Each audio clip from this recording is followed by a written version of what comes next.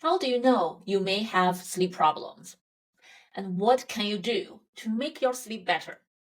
So I received this book from Dr. Zhang. He lists out some self-check points to help you determine whether you need to visit a sleep doctor. Also, he summarized 7 strategies to help us optimize our sleep, make it better. So I want to summarize some main takeaway points so far I'm getting from it. And there's going to be a video clip of him explaining what the 7 strategies are exactly.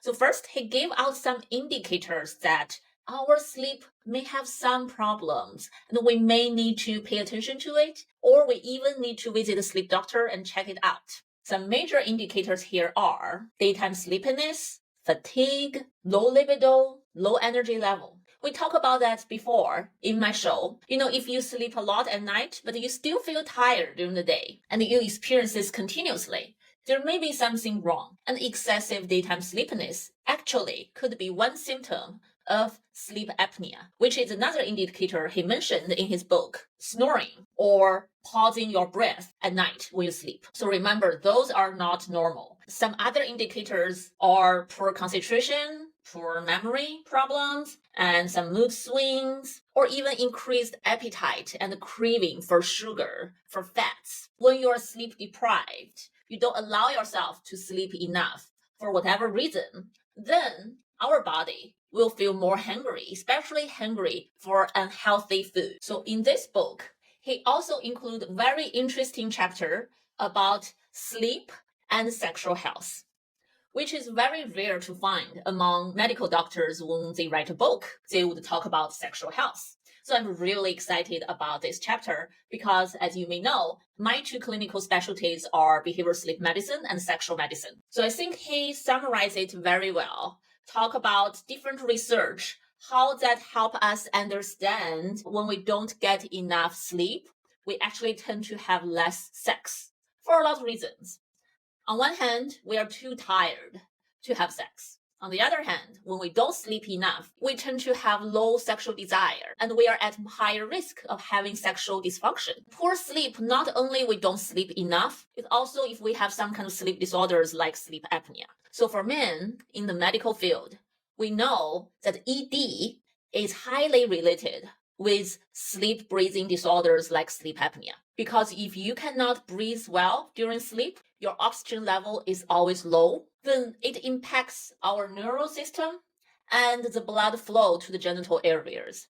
And of course, it can be hard for men to function. It's similar for women too, it's just less obvious. What's worse is for men with ED, they tend to have other issues in life, no matter mood issues and also financial difficulties. Because ED really destroys men's self-confidence and destroys relationship with partners. So a lot of women report when their partners have ED, their sexual satisfaction is much lower. The good news is if you really are diagnosed with sleep apnea and you decide to use a treatment like CPAP machine, that can help boost your sexual function dramatically. So in his book chapter, he actually recommends people to consider check out sleep disorders when they experience sexual dysfunction, which I think it totally makes sense. So let's listen to Dr. Zhang, how he explains these 7 strategies with the acronym SLEEP NOW. SLEEPNOW. So I simplified the 7 strategies like that. So S is the schedule. So for a plan to succeed, we have to have a schedule. So I tell people to sleep between 10 p.m. and 6 a.m. That's our designated time. So this is where information gets misconstrued. We get the wrong information. See, somebody is trying to go to bed at 10 and they cannot sleep till 11:30 or midnight. Guess what they will do? They learn from, hey, try harder. So they go to bed at 9. Now you're struggling from 9 to 12, 3 hours. So I tell people to go to sleep closer to the time they fell asleep. This is called sleep restriction. It works. So before that, you have to journal your sleep. I have that journal information, available to everyone in my website and my book. So you have to have a pattern, and you're able to recognize that right in front of your eyes what time I'm sleeping. So then you have the schedule. So once you fall asleep at 11:30 consistent, but the key is you have to wake up at 6. So most people, they hit the snooze. When you're going through this, it's hard. Some people don't even sleep much, like 2 hours when they're going through this program. But if you do this for 3 or 4 weeks, you have great success. 3 or 4 weeks or 6 weeks in a span of 20 years you're suffering, it's not a big deal. So wake up at 6 a.m. and I'm trying to create a sleep debt so that you'll have consolidated sleep at night. And also do not take naps when you're in this. So this is called sleep restriction. It works great in all people except if you have like psychological problems like bipolar depression and those kind of problems. You have to sleep there. You can't be restricting your sleep. The next is, and the acronym is L. Low light, low noise, low temperature. Melatonin, the word mela is darkness. It's only secreted at low temperature and then when there's darkness. But what we have all these lights. So keep the bedroom cold between 65 to 70 and also dark. Keep, surrounding noises much better. I like background noises. That's okay, but I'm talking close to the, train stations and but big tracks. Wonder why we never sleep close to a noisy environment. That's the reason why. And also, we don't sleep well in temperate. When you take the big vacation, tropical place, we don't sleep well because of the heat.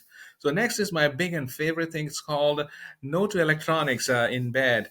Electronics, the use of social media, and it's just from the psychological aspect, and most importantly, the light from the phone. See what happens after COVID. We started working from home, and from the home we started working in our bedroom. So what happens when you use any of your tablets, computers, phone? There's no ambient light in the bedroom, and the light from the phone is or the device is amplified, sending signal to the brain saying, "Hey, it's still daytime." Remember the melatonin doesn't secrete, and then you're struggling and you're in a vicious cycle. So I tell people to plug off your phone at least 1 hour. I'm at 3 hours. I'm off my phone by 7 p.m. But at least 30 minutes prior, don't use your phone. Give it a rest. Okay, so this is very, very important. This is all in preparation. The next is SLEE, exercise at least 4 hours prior to going to sleep, because exercise releases temperature and also endorphins. Those are not conducive for sleep. If you have to exercise, the ideal time will be the morning, but if you have to exercise in the evening, make sure you exercise at least 4 hours prior. And then we are coming to a P, power off your mind. You can't go to power off your mind until you don't have access to the stresses like your phone, the light, the schedule. So now you are laying in bed, you've prepared already, you calmed your body down, you don't have access to the phones and the stimulation. So I teach two techniques here. These are all my own techniques. This is called vivid imagination. So I don't want reality in your bed. I want to be the producer of an abstract.